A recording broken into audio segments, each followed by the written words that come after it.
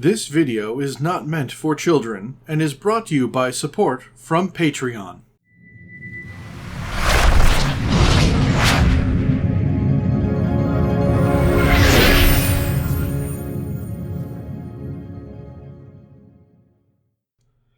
Hello, and welcome back. I am Maester Aelix, and this is Stellaris Empires. And we are right back. We left off here on the Empire Select screen, so let's begin. Today's empire has the origin of life-seeded. It is an older origin, but is still a very good one, and some recent additions have indeed made this so much better. So let's go start from the top, work our way down like we always do, and I'll explain what greatness lies ahead if you were to do this. First off, with the appearance, to make this work, you either have to be a Platoid or a Fungoid, and I went with this Platoid because it's an evolved cabbage, and I think that's hilarious. Plus, it has these little bits of red in it that make the flag work better. Name whatever you like, but I went with the Krithakan Solidarity because I thought that was a really cool word. And Krithakan, who doesn't love saying that? It's fun to say. Try it yourself. Krithakan.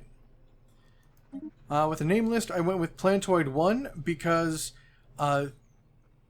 the perfection they live in, when things are good, you just kind of work on making things more complicated, I guess. That was my thought. So the names are kind of complicated along with the fleet names, so I figured that's nice. And now we're getting into the nitty-gritty. With the life-seeded origin, we're going to have Gaia worlds, so we're not going to find a lot of those. So we're going to be sedentary and non-adaptive. It's basically free points. I went with photophobic because since we will have few planets, food production will always become an issue, but if we get half of that into energy credits, we can get energy credits from space. Natural sociologist, because we want terraforming technology as quickly as we can, so putting a focus into that helps. And inorganic breath lets us get the rare exotic gases, which are used in making research things better, which are used in making our Gaia Cetus better, and we're used in making so many things. So having a steady amount of this from our pops is just smart for this build. I named the world Paradise, and I decided to go with the Deneb system because I hadn't done it yet. Seemed like a cool idea, and why not? So, Commonwealth of Man starting solar system? Nope, these perfect people. City appearance Platoid because I went with Platoid, and I think Platoid cities just look really good. And no offense, with this big tree in the background for Gaia World, it just kind of all flows together. As I said before, this is life-seeded, so that gives us a homeworld that is a Gaia world, which is size 30, which is amazing. This planet will serve us very well for a good long time. Unfortunately, it also gives us the Gaia world preference, so makes other things not so good. And there are no guaranteed habitable worlds, but that's not really a problem. So we cannot take Genesis guides, we cannot take Relentless Industrialist, and we cannot have mutagenic spas. Because the first two mean we wreck our planet, and the last one kind of cheats around the Gaia preference, so I can see why they turned that off. Alright, we are pacifists and radical xenophobes. Now, when I first made this group, I selected these because I had inward perfection. Another reason why I had this particular window set. Said inward perfection, had the inward perfection window, but you know what? We'll just keep it. I went with Imperial because I don't like having to run elections all the time, so it happens less often. And now here is the key to making this Gaia preference worlds playable and actually quite fun. First is Idyllic Bloom. This society has always spent much time on improving and caring for its environment in pursuit of building a true paradise for its inhabitants. It lets us build Gaia theaters on yours and our vassal worlds, ideal for your starting species. Facilities spread across the planet progressively bring it closer to becoming a Gaia world through 4 upgrade phases, and as we unlock terraforming technologies, Gaia Seeders can be constructed on additional planet types. So this lets us turn worlds into Gaia worlds, which is great. And since we now have opened up ourselves to being on other planets, Planetscapers. After eons of carefully cultivating a perfect balance on their homeworld, this society is ready to tend to even the most inhospitable environments amongst the stars. At their core, these people believe that nature can be shaped, controlled, and perfected, not to tame, but in service of perfect beauty. We have additional starting technologies to remove natural blockers. Natural blockers removal technologies are guaranteed as additional research options.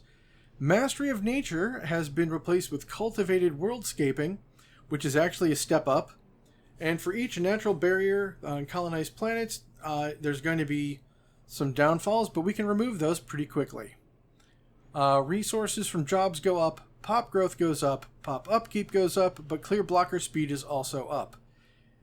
So we get a lot of really good bonuses when we put these together, and it lets us clear blockers and make planets into the kinds we need. There is no reason not to do this. This is just a really great thing.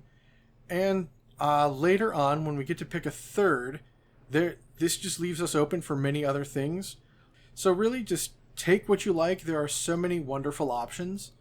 So, you know, what have you, do as you please. But yeah, these two things, plus the origin, is just a combination made in heaven. Alright, based on our government, we are xenophobes. Under no circumstances must the Xeno be trusted. It will lie, it will cheat, and it will do anything in its power to undermine the efforts of those who in truth are its superiors. Yeah, we're perfect, we know it, and we're fairly certain about it. Now, for those who want, you can also switch this Fanatic Xenophobe to regular Xenophobe, and Pacifist to Fanatic Pacifist, if you like. Up to you. Neither of these require anything other than Plantoid Fungoid, and this... the list looks about... Okay, specific civics and origins, which neither of these have to worry about. Alright, we went with the Kradakan Solidarity because we are one lone people, and kind of like the name Solidarity. Alright, on the flag. Originally, when I first made this, I had the snails, which were red and green, and they pointed to the right like everyone else, so this mimicked the scales. But with the ground being perfect and space being, bad, and with the tips of their head and fingers being red, I've justified that decision. But I also changed this flag to this beautiful, root structure. Plus, it's, expanding out. So I figured this would be really cool for people that go out and convert things to Gaia worlds. Ship appearances is, again, these beautiful Plantoid ships. And I just really love them. Those big solar panels that almost look like leaves. And, as the ships get bigger, they do too. I mean, look at this Titan. Look at this Titan. And of course, the little construction ship. Colony ship is just big arcology. Kind of looks like a bug. I love it. Ruler appearance, color variant 1, and clothing 5, because I felt 5 was the most, regal choice. That's too spiky, that's a little too plain, that looks a little too armored, that's on fire. So this felt like the best. The name, I just hit the random button because the individual leaders, not so much on this group. But king or queen, crown prince or crown princess. And they sound like this. Because Plantoids. And then principled because once we do get to other planets, stability is going to be an issue, so I'd rather have that. So this is a really great combo. This origin, Life Seeded, had always been a bit more underwhelming, I guess, to start because there was nothing really to help you with Gaia worlds up until some more of the more recent DLC, which, if you compare to my last video, I have now received entirely. I'm happy about that. But now that we have Idyllic Bloom and to a lesser extent, planetscapers, this suddenly becomes a very worthwhile group. So let's save what we've done here and start a game so I can give you a bit more tips and tricks. In the eons since the first primitive Krathakan communities took shape in the idyllic valleys and lush forests of paradise, our civilization has spread and prospered. The vast world we call home has always been a paradise for our kind, and as our scientific knowledge progressed, we began to see the patterns in the biosphere that could not be natural. Did some unknown entity create this world specifically for us? Are we playing the part of an inevitable design? Regardless of its origin, our people have thrived in our homeworld's pleasant climate and gentle environment. Now, after discovery of Hyperspace Network, the finest minds of the Krathakan Solidarity have finished development of the first hyperdrives. The star themselves are finally within our grasp. Yep, I think that's pretty darn cool if you ask me. So, I'm just going to hit here and then pick out. We want some close to like biology. That'll work.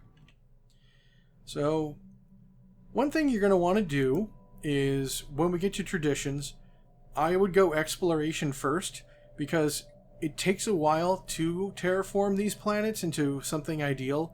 So you want to get that terraforming technology. So while you do want to eventually get the expansion, you want to find the right worlds. Pick your ones. Anything that's like size 20 or better, or even better 25 or more, is going to be great. You're not going to find too many planets that are size 30 and are Gaia worlds. Exploration first, expansion second, and then anything else after that is up to you. I'm a fan of some of the other ones that help you keep your population in mind, because we do have, other than pacifist being 15% off, population is going to be your biggest point of having empire size problems. But you don't have to really worry about that if you take careful steps and get things going. Like usual, first planet, capital, automation, go. Also, when you can, on other planets, you're going to want to build these Gaia Seeders. You don't on your primary planet, because it's already perfect. Make sure you get down a precinct house to get the crime and defense armies thing under control, because you are pacifists. It is going to be better to have your defenses up. So just keep in mind, when you do expand, you want to find those just right worlds, because they're going to be very large efforts to convert to your Gaia planet, but once you do, it's going to be so much better. But remember, everyone wants Gaia worlds, so you're going to want defensive fleets and defensive armies to keep your stuff safe. Alright, well, with all of that kept in mind, here's where I'm going to say, thank you all for joining me. I really hope you're enjoying this series as much as I'm enjoying making it for all of you. If you do, you know what to do, and that's to like, comment, and of course share these videos around, and of course subscribe. It's a little click for you, but a really big deal for me, and I greatly appreciate everyone who does. And also, consider joining me over on Patreon. There's a lot of rewards. You might even like it. And with that being said, I shall see you all on the next one. And I'd like to give a special shout out to all my patrons who help make these videos possible. Aaron Smith, Brian Pelfrey, Chris Armstrong, Dennis Detman, Harry Thompson, and Mark Milius. Thank you all so much for your contributions. I wouldn't have this channel without you. Thank you very much.